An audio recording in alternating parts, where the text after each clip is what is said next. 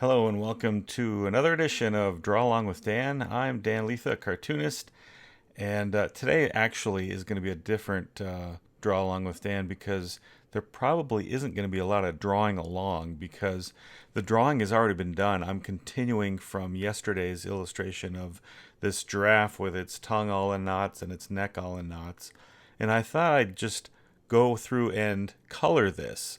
And I've been saying that I haven't been coloring all of the drawings that we've done so far. Well, I've changed my mind. I kind of like this one, and I thought maybe there would be some benefit in you watching me color this and talking through it.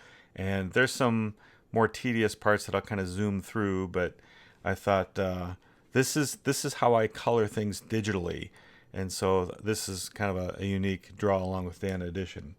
All right, so I've done some preparation already, and I've put a shape in my layers behind the inks, just to show you what that is. If I go up in my ink layer and I turn that off, there's the shape underneath the ink layer.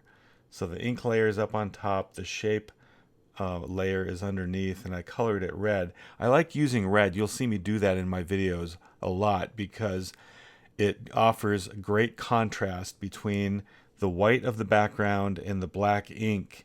And if I've missed a spot, it's really easy for me to find it and to fix that. Either the red goes beyond the black line where I don't want it, or I didn't color something in and there's some white peeking through inside the black line artwork.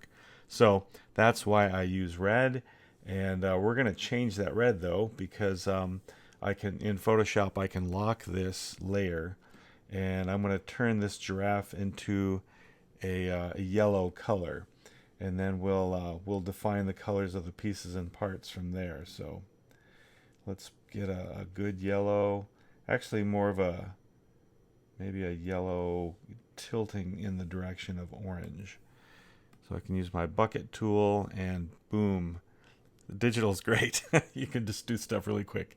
All right, so we'll stick with that yellow to begin with, and then what we're going to do from there is I'm going to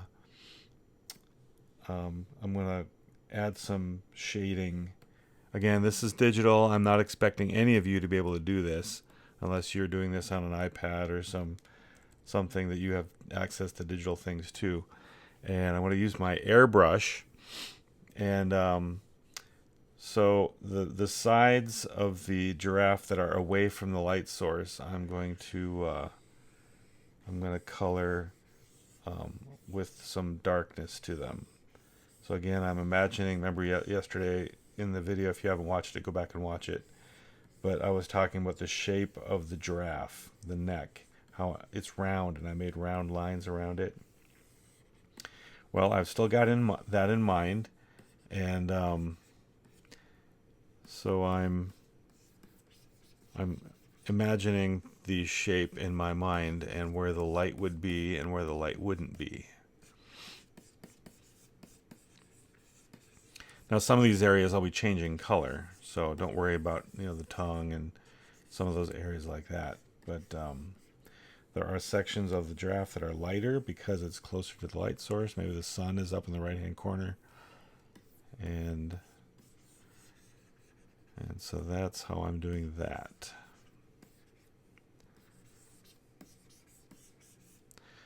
All right, and then I'm gonna create some lighter parts too. So the color that we started out with was kind of a medium yellow, medium shade. So you've got some highlights.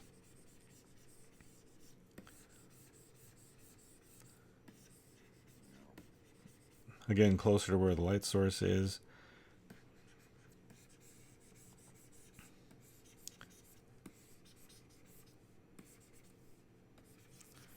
And some of these areas are going to change quite a lot because the color is different. Okay. And then the muzzle, the mouth area, looks more like an orangish color. So orangish or brownish. This is cartoon, so I'll try to keep it more on the bright side of things. Now, I'm going to start using some more layers. And I think yesterday I was talking about how layers are your friends. And sometimes they can kind of be scary. Well, they're scary when you get mixed up and you're painting on the wrong layer. And that's happened to me even making videos. I've done that. But so in this instance, what I'm doing is I'm selecting a shape that I want to be a different color. And now you've got those marching ants around that shape that I've selected. And I can hit Command J. I've got a Macintosh computer, Apple computer. And so I've made that shape jump out. And to show you what I did, I'll make the main color go away.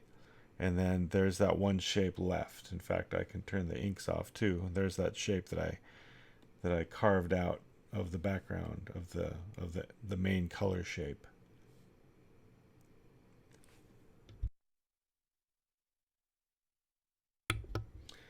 So now what I'm going to do is I'm going to lock that muzzle color, the nose, just call it the nose, and I'm going to shade it more of an orange color. And notice I can just color all over it, and I'm not coloring anything else because I've locked that shape. And it's only accepting color on that shape, right? That shape right there. It's only coloring that.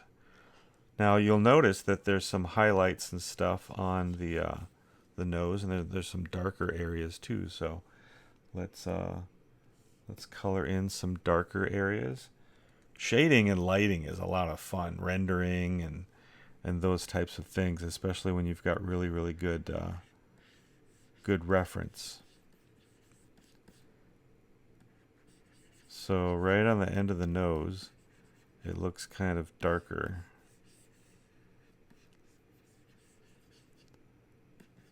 And then right like that color. Right on the rim, it's like it's lighter. And then it's kind of lighter underneath the lip too. I think that's probably just giraffe coloration. I was going to say maybe it's how the shape is being lit by the light source, but some of that may be true, but I think that's just how the coloration goes on the giraffe.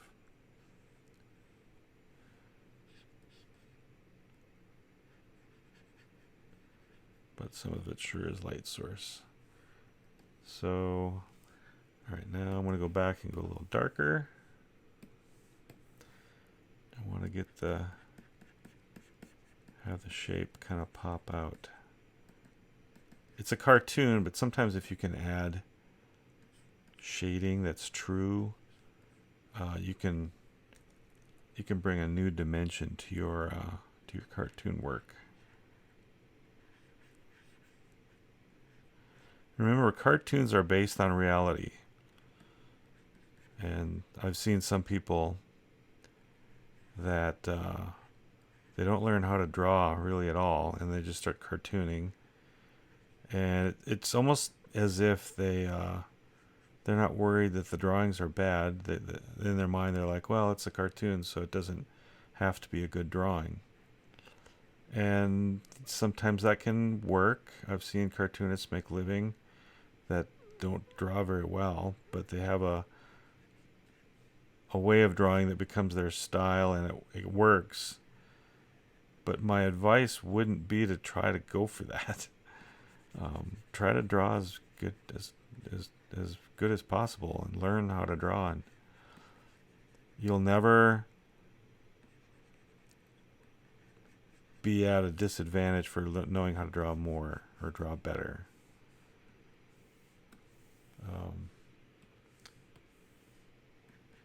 In fact, later on you might regret not learning how to draw better.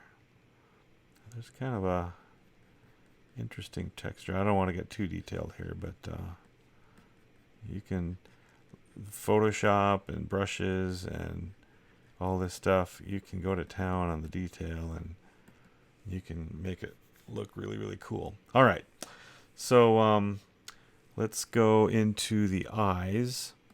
Now, again, this is a cartoon, so I'm not gonna go. Well, I could experiment though. Why not? Let's make those eyes punch out too. So I'm going to do the same as I did for the muzzle, and select the shape for the eyes. One eye.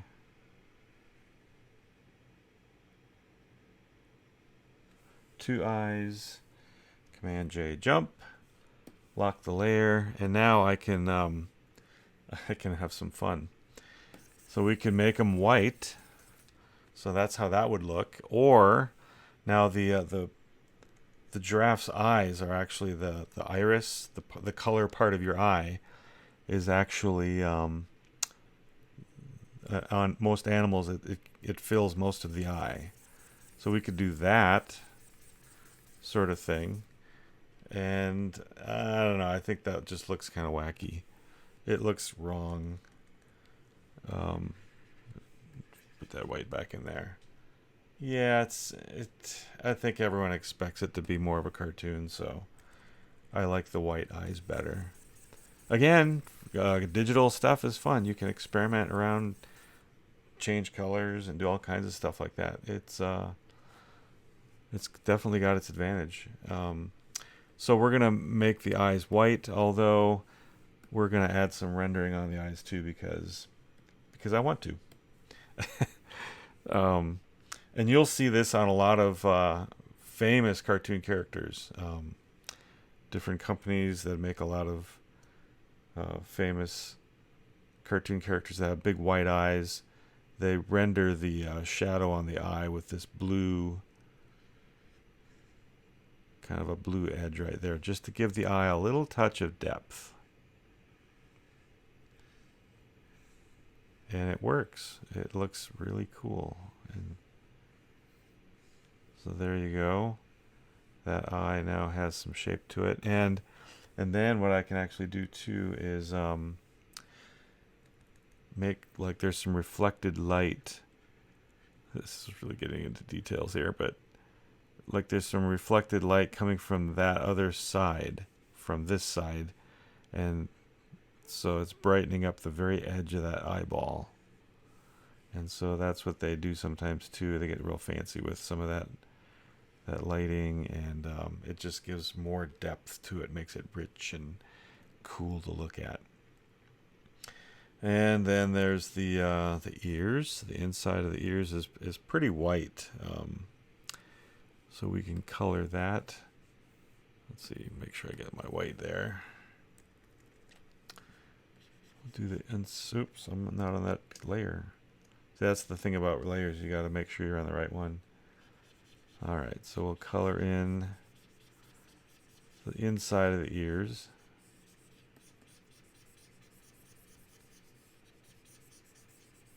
White.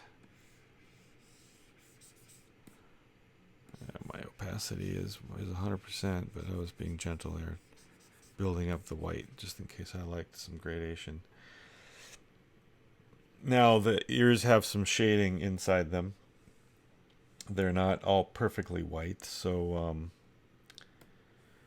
going to change brushes and get a hard edge here. So make my brush a little bit smaller, and then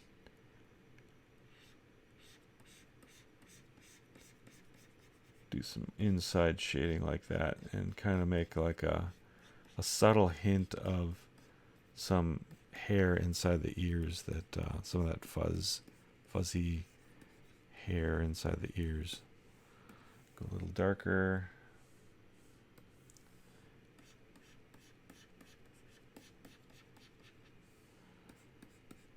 And it kind of supports the line artwork that I've already done.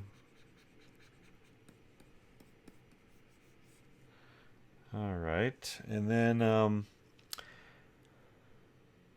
the tongue is definitely a shape that needs to be a different color. Now we might. I think what I might do is change things up a little bit. In fact, I've seen other pictures of giraffe tongues, and they have kind of an interesting thing going on there, where the tip of the tongue is a different color than the rest of the tongue, and I think possibly that might be for protection from the sun, or the first part, the tip of the tongue, is more of a different texture because it has to be a little tougher. They eat thorn branches and stuff. They just wrap their tongues around them, and the thorns don't apparently hurt them. So that's the way that giraffe tongues are. Marvelous creations from God. The giraffe. Oops, you know what? Let's back that up. I'm going to make that its own shape too. I just like doing that. I could color this all on one layer, but I just like making multiple layers. It makes things faster for changes for later on if you want to make some adjustments. So, oh, there's a spot on the tongue that I missed.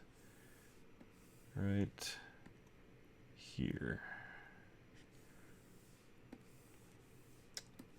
Alright, so the tongue has been colored, but we're going to render some lighting on it now. Again, think about where that light source is, and then there's some darker shaded parts of the tongue, and there are some lighter parts. And this is going to be fun too, because not only is it light and dark at play here, but the tongue is kind of shiny wet.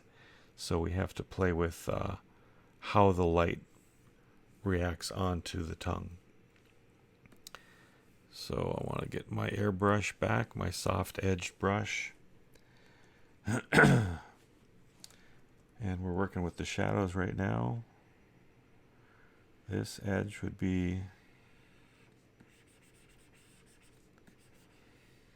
darker, and then this edge would be a bit darker too.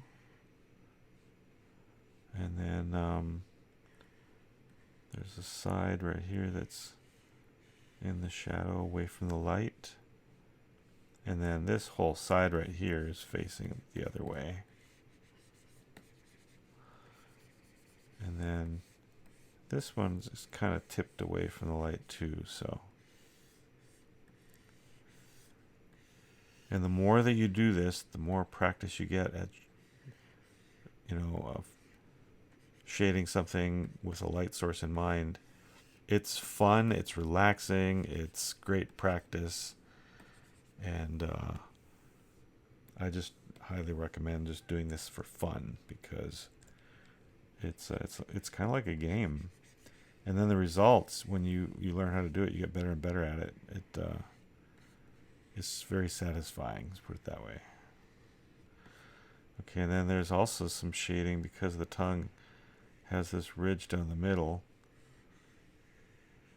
type of thing, so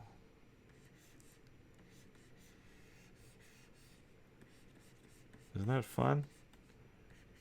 Shading in that tongue, kind of guessing where that light source is. And it just gives it all this more shape. And then there's the lighter part of the tongue. Get the color right. And the lighting section of the tongue is going to be in more of a 2-stage here, again, because not only is there shape lighting to take into consideration, but there's also the wetness factor of the tongue.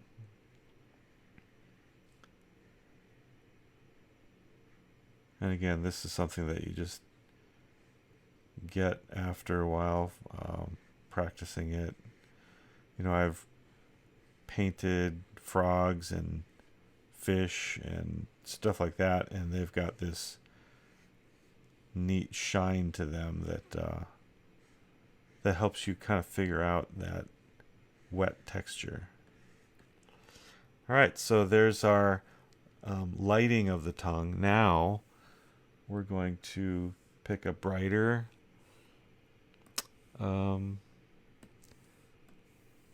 color for the highlights on the tongue, and then I am picking a harder edge brush because the lighting section, the shiny highlight sections, tend to be more hard edged.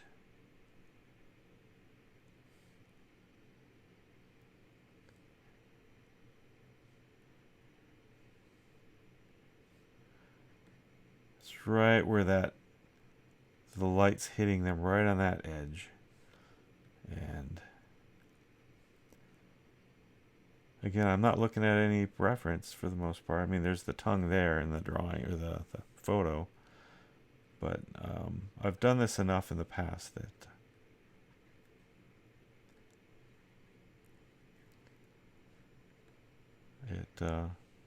it's a trail I've blazed already, and that's the thing with practice. The more that you do it, the more that you have kind of a catalog of stuff that you know how to do, and it sort of is just in there. So there you go, a nice wet tongue. Now the giraffe face is actually lighter, and so because I've put the tongue and the muzzle and the eyes on their own layer, I now have the advantage of easily coloring something underneath them that I can just change the color of the face a bit without having to worry about interfering with the color on those spaces. Need my brush again. Constantly switching between the different brushes, and I mainly use just 2 brushes. I suppose I should learn more brushes than I have learned, but I get a lot of mileage out of these two, the hard edge brush and the soft edge brush. There's all kinds of other ones you can learn how to use. There's just tons of brushes. Now the reference over here indicates that this giraffe is almost white with brown spots, but again, cartoon giraffes, I think they're more fun when they're more of a yellow color, so we'll stick with that. And then keep watching to the end, because I want to do something on here that's going to make it look even cooler with the line artwork. All right, let's pick a little bit lighter white, and then we'll go in there, and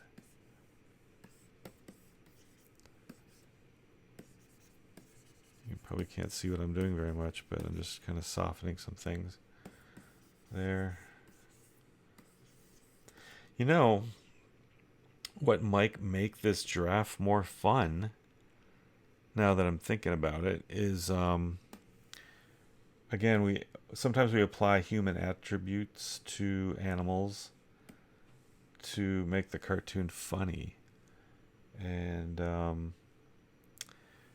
so I'm going to make an experimental layer here. Just like I did with the tongue and the muzzle and the eyes, I'm going to quickly make a layer of the head. Jump. And now I can just color on that without much worry about ruining anything. Actually, I don't want that to start up there. When we blush, it's more of a reaction in our middle of our face. And I'm thinking maybe I could make this giraffe blush a little bit. like he's embarrassed that his tongue's in knots and his neck is in knots. So I can give him some blushing. And then the other fun thing too is because there's a layer of color that defines the shape of the giraffe. Let's make it real red in the middle, where that's the blush center right there. Okay, we're still experimenting. This might not work, so. And then I can make a blush glow behind him. That would be something like this. Make the brush real big. And now I'm painting behind the giraffe.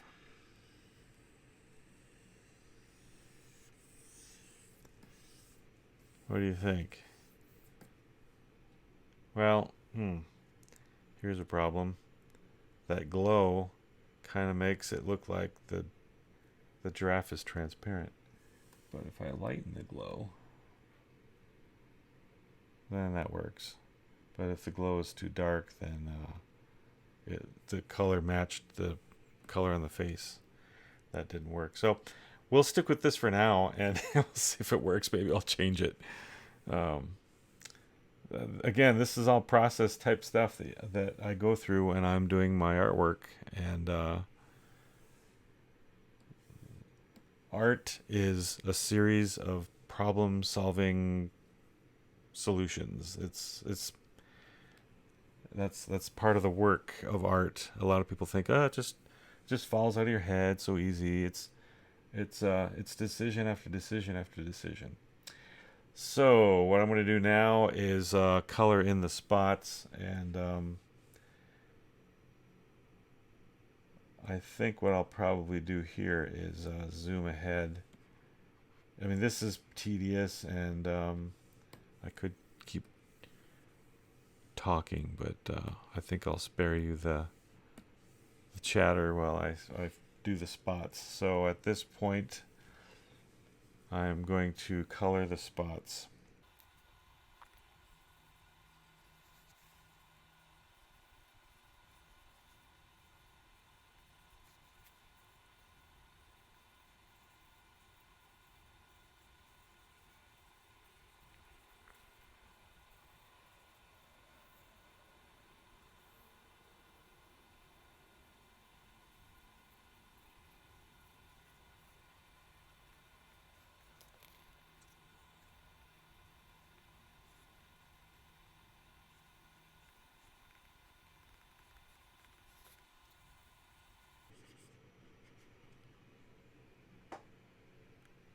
All right, I think all the spots are covered, and I put them on their own layer too, so again, making things flexible so that we can now shade the spots. This is something that's very important because those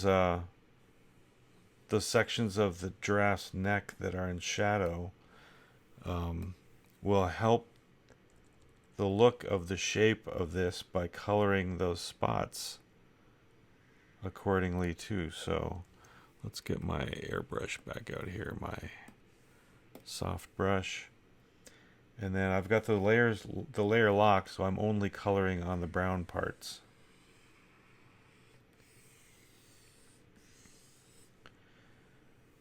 So I want to make see how the coloring on the spots on the neck here, it gets darker as you go around the form and into the shadow areas. So that's the same thing that we want to do here on this giraffe.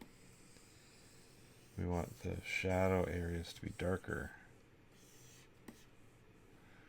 and then the other areas to be lighter. And now some of this is more red, so I'm going to go back in with some red. I'm going to lighten the opacity of my brush. Just means that I'm making it lighter, paint lighter instead of so dark. Now you see I've gone in with some other dots that aren't outlined either there, so that's fine. And then let's do some highlights on some of these spots too, because the dark, you start with the middle, you go dark, and then you go light, and that really helps give you the form of the shape. It makes things pop.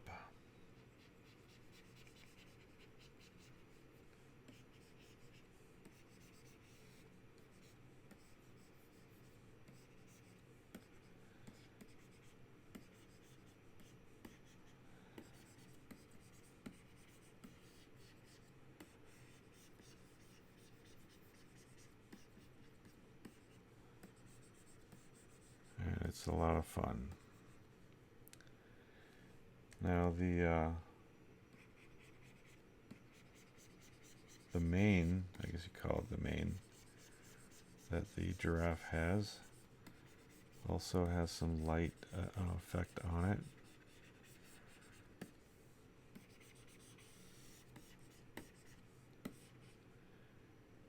There we go. And we're pretty close to being done.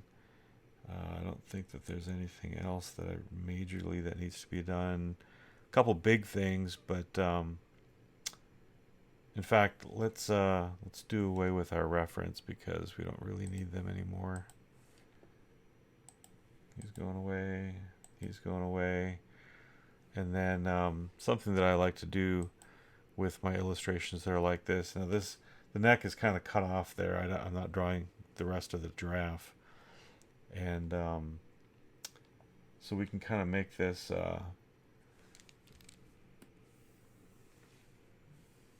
have an edge to the illustration that goes something, just kind of this shape that's in the back right there, and then matches up with the edge. So the giraffe is going off the edge of the image, and we can put some sky in the back. So we'll pick a blue. That looks good right about there. Get my airbrush tool back out. Make it bigger. And then put in some, so it's that edge that will make that work. So darker there.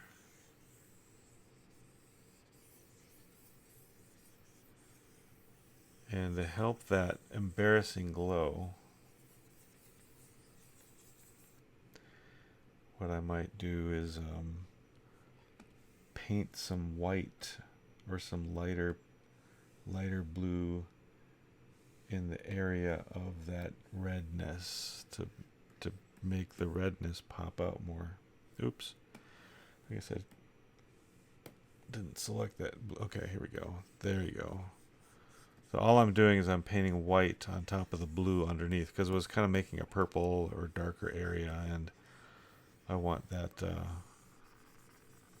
that red pink glow to stand out. So there, we're almost done. One last thing that I want to do is to take the black line, which looks fine. In fact, I'm going to copy that layer. Let's see, where's the inks? The ink layer right there, I'm going to make a copy of it. Again, something you can do in digital. That's very nice. And this copy layer, I'm going to soften the ink lines and make them a color, and you'll see that it'll change the look of the drawing. It won't be realistic, but it will move it in the direction of being more realistic looking. Or now some of these lines need to be darker than I'm making them, but we'll get this colored in down on the neck.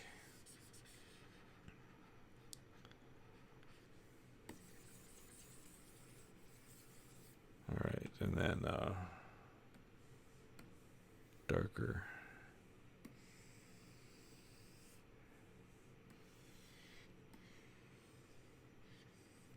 Darker, particularly where the shadow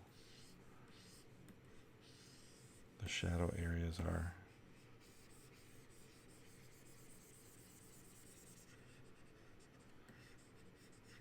All right. Then on the face, let's pick that lighter color.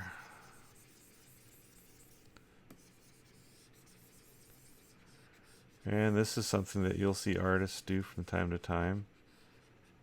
And it can add a nice touch to the artwork. Takes a little extra time though. So I'm going to go ahead and make our line change here. I'll zoom ahead.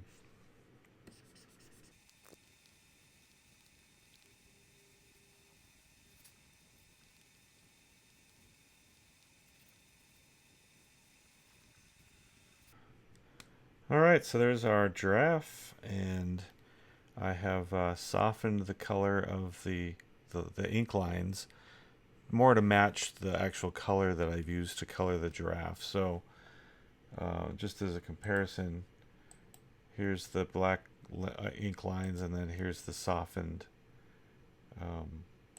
lines. Look at the tongue and what a difference it makes there. So just a fun thing, an option that you can do if you have digital artwork. And then of course, to finish the drawing, now that it's colored, I can sign this again. And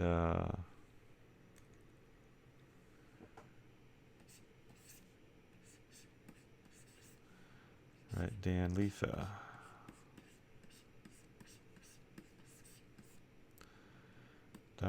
.com. So check out my website for more artwork, and I hope you liked this special edition, even though you didn't get to draw along with Dan. This is a special draw along with Dan color edition. So join me Monday through Friday at noon for some fun drawing lessons, and tell your friends, and please share and like and subscribe. So thanks for watching.